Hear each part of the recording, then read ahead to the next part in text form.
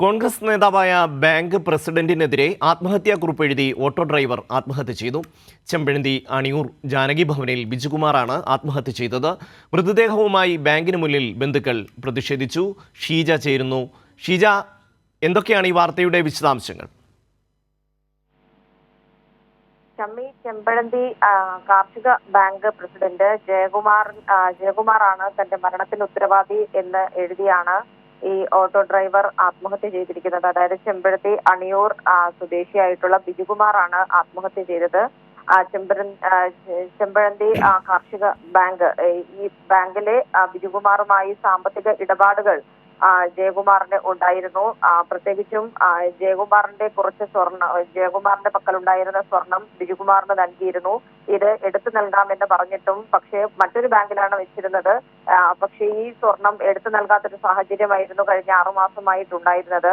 ഇത് ചോദിച്ചു ചെന്നപ്പോൾ ഈ ചെമ്പഴന്തി കാർഷിക ബാങ്കുമായി ബന്ധപ്പെട്ട് വലിയ തുക നൽകാനുണ്ട്, അത് തിരികെ നൽകണം എന്നുള്ളൊരു ആവശ്യമാണ് ബിജുകുമാർ മുന്നോട്ട് വെച്ചത് എന്നുള്ളതാണ് അറിയാൻ സാധിക്കുന്നത്. ഇതുമായി ബന്ധപ്പെട്ടുള്ള ഇത്തരത്തിലുള്ള ഈ ഒരു സാമ്പത്തിക പ്രശ്നമാണ് ഈ ഒരു ആത്മഹത്യയിലേക്ക് കാര്യങ്ങൾ എത്തിച്ചത് എന്നുള്ളതാണ് ഇപ്പോൾ ബന്ധുക്കൾ പറയുന്നത്. ഏതായാലും ഇന്ന് വീട്ടിൽ വെച്ചാണ് ഈ ഒരു ആത്മഹത്യ ഉണ്ടായിരിക്കുന്നത്. പ്രത്യേകിച്ചും ബിജുകുമാറിന്റെ ഭാര്യയാണ് ബിജുകുമാറിനെ ആത്മഹത്യ ചെയ്ത നിലയിൽ കണ്ടെത്തിയത്. ഉടൻ തന്നെ ആശുപത്രിയിൽ എത്തിക്കാൻ ശ്രമിച്ചെങ്കിൽ പോലും പക്ഷെ ജീവൻ രക്ഷിക്കാനായില്ല. ഇപ്പോൾ ഈ ഒരു മരണത്തിൽ പ്രതിഷേധിച്ചുകൊണ്ട് ഇവർ ഈ ചെമ്പഴന്തി കാർഷിക ബാങ്കിന്റെ മുന്നിൽ പ്രതിഷേധിക്കുകയാണ്. ബന്ധുക്കൾ മൃതദേഹവുമായി നിലവിലിപ്പോൾ ഏതായാലും സ്ഥലത്തേക്ക് സഹകരണ സംഘം ജോയിന്റ് രജിസ്ട്രാറും RDOയും അതോടൊപ്പം തന്നെ തഹസീൽദാർ എന്നിവർ എത്തിയിട്ടുണ്ട്. സമരക്കാരുമായി പ്രതിഷേധിക്കുന്നവരുമായി ചർച്ച നടത്തുന്നുണ്ട്. പൈസ കിട്ടാനുള്ള കൂടുതൽ പേർ കൂടി ഈ ഒരു ബാങ്കിനെതിരെ പ്രതിഷേധവുമായി രംഗത്തെത്തുന്ന സാഹചര്യം കൂടിയാണ് ഇപ്പോൾ നിലനിൽക്കുന്നത്. ഷീജ, ഏത് രീതിയിലാണ് ഈ ബാങ്ക് പ്രസിഡന്റ് ജയകുമാറും ബിജുകുമാറിനെ പ്രതിസന്ധിയിലാക്കിയത്?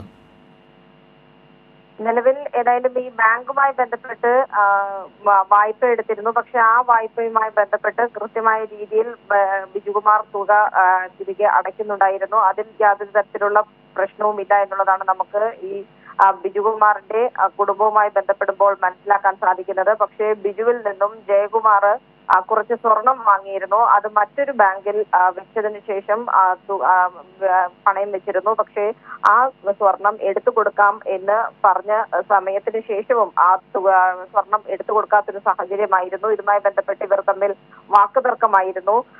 ഈ ഒരു സാഹചര്യത്തിൽ ഈ നിലവിൽ ഈ ചെമ്പഴന്തി കാർഷിക ബാങ്കുമായി ബന്ധപ്പെട്ടുകൊണ്ട് കൂടുതൽ തുക ബിജുകുമാർ അടയ്ക്കാനുണ്ട് എന്ന് കാട്ടിയൊരു നോട്ടീസ് ജയകുമാർ നൽകിയിരുന്നു. ഇതേ തുടർന്നാണ് ഈ സ്ഥിതിഗതികൾ വഷളാകുന്നതും ആത്മഹത്യയിലേക്ക് കാര്യങ്ങൾ എത്തിയത് എന്നാണ് ഇപ്പോൾ മനസ്സിലാക്കാൻ സാധിക്കുന്നത്.